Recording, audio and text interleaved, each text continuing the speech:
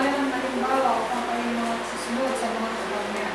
Na siyang hindi may kasala o pinasumpungan ng daya ng kanyang bibig, na nang siya ay ikustahin ay hindi ko nang pinagpapaalikusta, na siya ay magbata ay hindi nagbalo, hindi nagkatiwala ang kanyang sarili doon sa umakil ng kapatid. Chapter 21, mga panayatan na. Makikita dyan, ang sabi dyan, iniwan kayo ng ano? Halimbawa, di ba? Leaving you an example to, ano? Tama ba yung pinala mo? To follow his steps. Di ba? Iniwan kayo ng halimbawa upang magsisunod sa kanyang hakbang. Ano yung inihakbang ni Kristo nung siya ay narito? Sister, ano? Hindi siya nagkasala o kinasumpungan mang ng daya ang kanyang baba. Oh, baba ang tawag sa Bisaya. Na? Ano baba rin? Oh, baba. Bibig baba yan. Hindi ito, ha? Ito.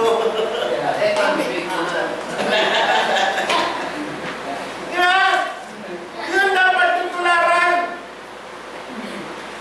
Yun ang isang halimbawa na ibinigay ni Kristo sa mga taong nasa loob ng iglesia para magkaroon sila ng kaligtasan. Sumunod kayo sa aking mga hakbang, huwag kayong magkasala, huwag kayong magdaya sa kanilang pagda. Paano nyo magagawa ito?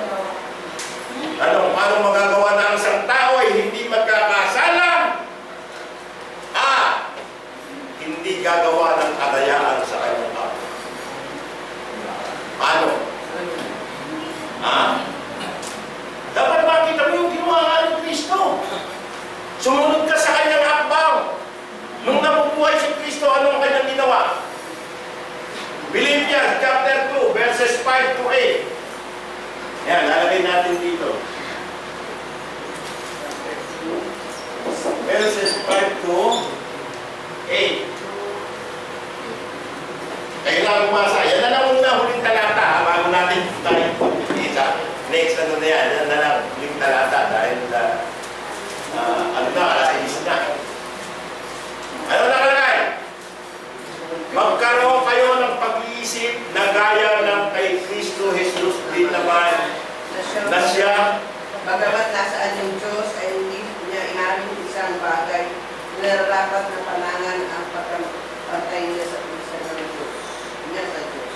Kundi bago sinubad niya ito at naganyon anyong alipin na makikitulan sa mga tao at palibasay na sumpungan sa anyong tao siya'y makababa sa kanyang sarili na masunurin hanggang sa kamatayan o sa kamatayan sa ulo. Dalawa lang ang gagawin ng tao para ano? Siya'y hindi magkasala at hindi gumawa ng daya sa kanyang kapwa. Magpakababa, be humble. Hindi be humble. Karamihan tao hapog eh. Hindi humble. Yeah, Brad?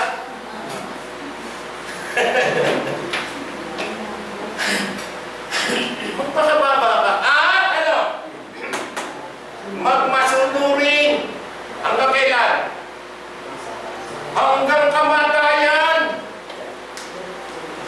Pag hindi ka naging masunuri hanggang kamatayan, sigurado ano, magkakasala ka. Manood ka lang ng TV, magkakasala ka eh. Araw-araw, ginawa ng Diyos. Siguradong magkakasala ka pag nanood ka ng TV.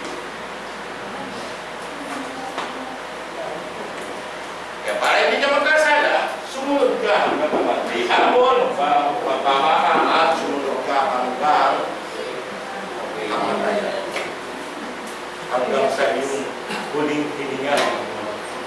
Pag nagawa mo yun, tunay na sumunod ka sa hakbang ni Kristo, tunay na hindi ka magkakasala at hindi ka magdadaya o magdadaya ng iyong kapwa. Tanong, yan. Meron kayong tanong ay sama-sama haba ng pinag-aralan natin.